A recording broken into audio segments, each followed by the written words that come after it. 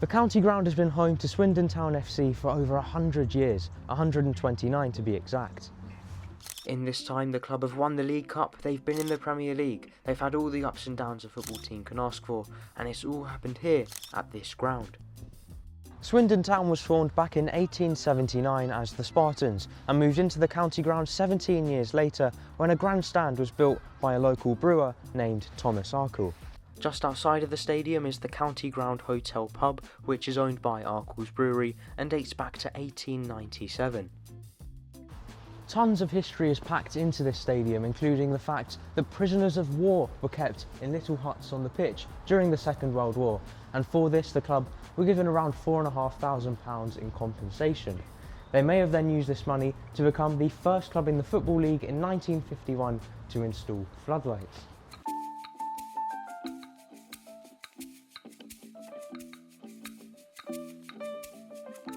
Then, 12 years later, this Rolex clock was installed in 1963, and it's the only Rolex timepiece in any stadium in the whole entire world. It's in this stand behind the goal, which isn't used much for fans, but it's still a really cool feature. Very dated, you can tell it's from that time period, and it hadn't worked for some time, but I know recently it was fixed and now it's showing the correct time. It's a really cool feature in this ground.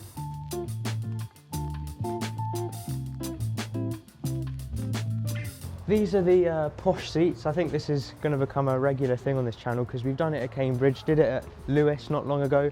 So let's take a look at them here at Swindon Town. They're these really nice padded leather, sort of cinema style seats. And the funny thing for me was that they're surrounded by these sort of royal iron gates to keep everyone protected from whatever. We're on the other side, behind the other goal now. And I've spotted these, the potentially funniest seats I've seen at a football ground. If you're coming to the football by yourself, this may just be, oh, you need to buy a ticket. You can see the whole pitch. It's not bad, it's not too uncomfortable, but it is quite funny to have a random row of seats like this.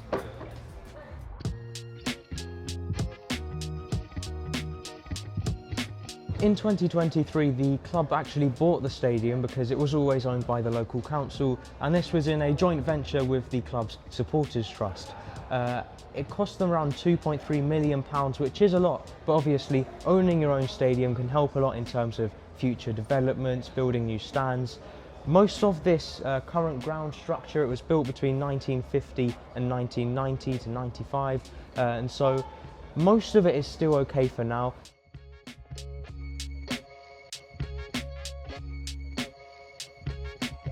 Swindon support has always impressed me too, with an average of 7,000 or so people here at every home game out of a potential capacity of 16,000, which is great for this division. But their record attendance came around 50 years ago now in 1972 when the Robins took on Arsenal in the FA Cup third round, and over 30,000 packed into the county ground. As I mentioned, this club has experienced success. They've been managed by footballing legends like Paolo di Canio, Ossie Ardiles, and even now it's Ian Holloway who's in charge. And crucially, they've never played non-league football. They've always been here in the Football League.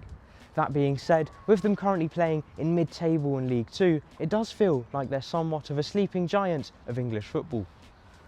Unfortunately though, the club are currently going through some ownership issues.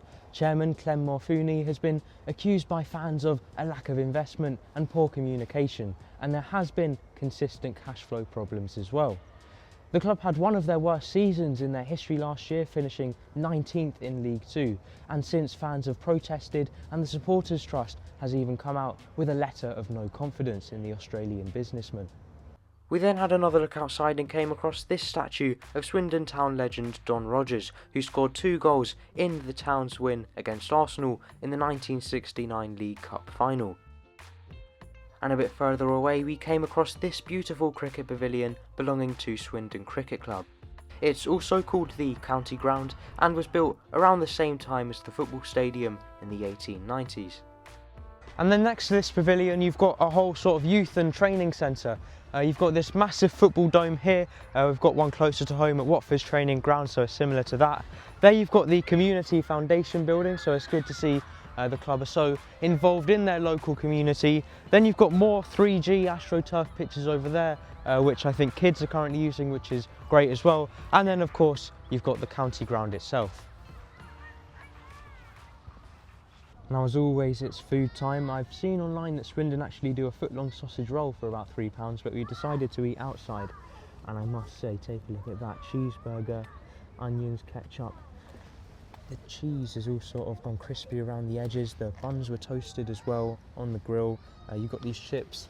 My dad's hungry, he's already tucked in, hasn't even waited for the video. Really good. Really good. Bacon on that one as well. Chips look nice, skin on chips, which I always appreciate. Coke as well, not bad pricing, really quick to queue up and get it. Very, very tasty.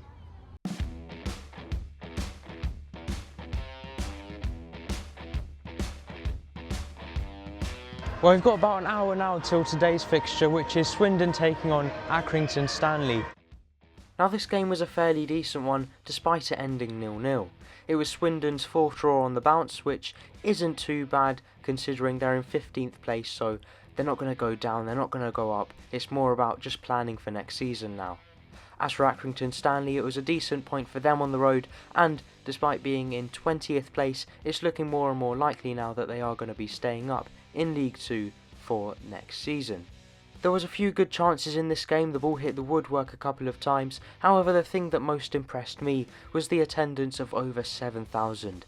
It was a decent atmosphere, a good following from Accrington Stanley too, and I think it does show you just how big Swindon Town are. Despite their current position, there's still thousands of people turning up each week, and so of course you can imagine just how good the atmosphere would be at those big games, those derby games, and if they are to get back up to the Premier League one day.